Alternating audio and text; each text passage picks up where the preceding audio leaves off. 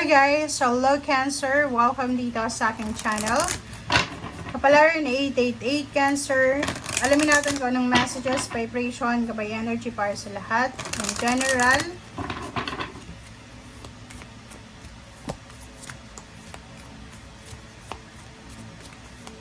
Okay. Cancer, Cancer, Cancer. Okay, first card. This card is from Archangel Michael. Yung message sa you, Cancer, is your children are watched over by angels. Okay, so mayroon ditong Cancer, may anak ka, may apo ka, pamangkin siguro, na medyo nag-aalala ka para sa future ng mga anak mo, ng mga batang individuals na to. Ang message sa iyo ni Archangel Michael is huwag kang masyadong mag-alala kasi yung mga anak mo na yan, yung mga batang yan, ay may nagbabantay dyan na angels. Okay? Hindi yan mapapahamak. So, huwag kang mag-aalala. Okay. Thank you.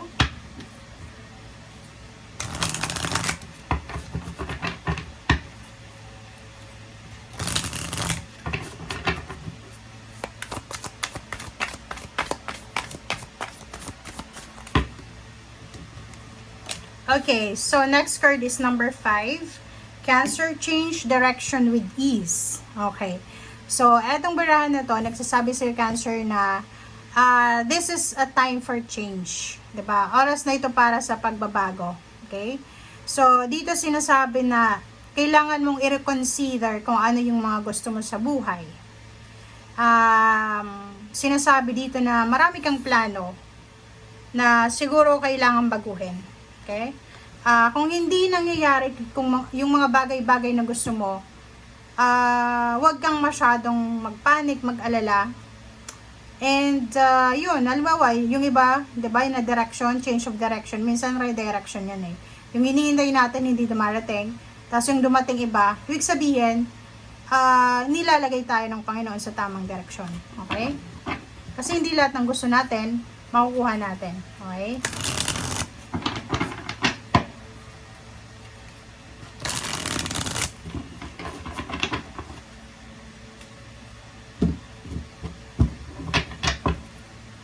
Okay, Cancer. 5 of Swords and Ace of Pentacles. First two cards mo dito, sinasabi sa'yo dito na if may job ka sa ngayon, okay, tapos may mag-o-offer sa'yo ng new job, huwag mong pagsabay-sabayin. If may kasalukuyang kang trabaho, kailangan mo munang tapusin ito. Kailangan mong i-give up ito bago mo pasukin ng isa. Okay? Same with the relationship, ganon. Kung gusto mo ng bago, tapusin mo muna yung current, kung may current ka. So, Ace of Pentacles, sinasabi sa'yo dito na oras na para give up yung luma, para simulan na yung pagbabago. Parang ganon. Wheel of Fortune, same with this one. And this one, change direction na. So, sinasabi na iikot yung Wheel of Fortune para sa'yo. Okay, iikot siya ng 10 beses. And then, kung saan ka naroroon, doon sa 10 beses na pag-ikot, yun ang kailangan mong baguhin na direction. Dapat yung direction na yung i-follow mo. Okay?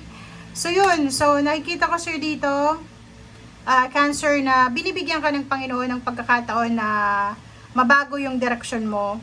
So, kinakailangan mong sumunod. Sumunod ka lang sa flow. And yung 4 of Pentacles, sinasabi na bibigyan ka ng pagkakataon ng Panginoon na makapag-save ng pera. Diba? Magkaroon ka ng chance para makapag-save.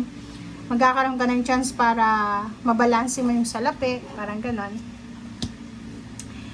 Queen of Cups and Page of Swords. Sa susunod na buwan, mga buwan or taon, sinasabi ng barahan nito na kung ano man ang ginagawa mo sa ngayon, yung fruits niyan or yung outcome is sa next na. Diba? Yung parang sa future. So, kung anong ginagawa natin sa ngayon, yung result yan ay bukas or next year. Diba? Okay, 10 of Swords, Cancer, and 4 of Cups. So, nakikita ko sir dito yung reconciliation, ano pa ba? Reconciliation, forgiveness, closure, ending, restoration of relationship. So, nakikita ko sir dito na magkakaroon ng closure, yung emotional problems mo, yung emotional stress, financial problems, physical health, spiritual problems or lahat ng klase ng problema mo ay makakaahon ka dito. And then, magkakaroon ka ng peace and harmony. Yung 4 of Cups is magkakaroon ka ng time para makapag-relax, makapag-isip, ganyan, ganito. So, like for example, may matagal ka ng kaaway, kapamilya, ex, or kung sino man to na kailangan ng closure, sinasabi sa'yo dito na magkakaroon ng closure sa tamang panahon. Okay? Okay, Hierophant, and then Ace of Cups. So, dito, sinasabi sa'yo ng barahan na may posibleng Cancer na ikakasal, may posibleng Cancer na single, may manliligaw sa'yo or liligawan ka, na posibleng mauwi siya sa kasal. Okay? Okay, Knight of Cups, dito to. So, sinasabi na kung ano man tong darating sa'yo na emotional offer, mauuwi siya sa kasal. Death card. So, yun. So, sinasabi na yung ibang single dyan ay magkakaroon na ng bagong status sa buhay, which is magiging married or in a relationship. Number 3, the Empress and the Devil. So, mag-iingat ka, Cancer, kasi kung makikita mo dito, napapaligiran ka ng temptation. Temptation talaga siya. Health, physical health, may mga issues ka, like mga overeating, overthinking, sa mental, emotional, masyado kang negative. Sa relationship, masyado kang sa pamilya mo, masyado kang hard sa family mo.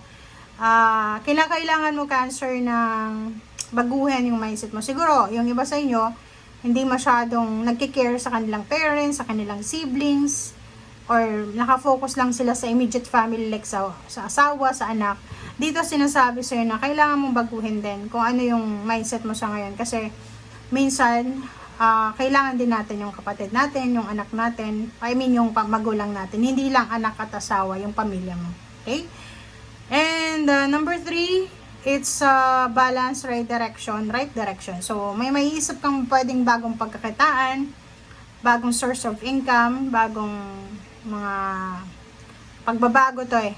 Okay? So, the Empress is all about change, new beginnings, fertile ideas, parang ganun. So, kung ano man tong maiisip mo sa ngayon, okay?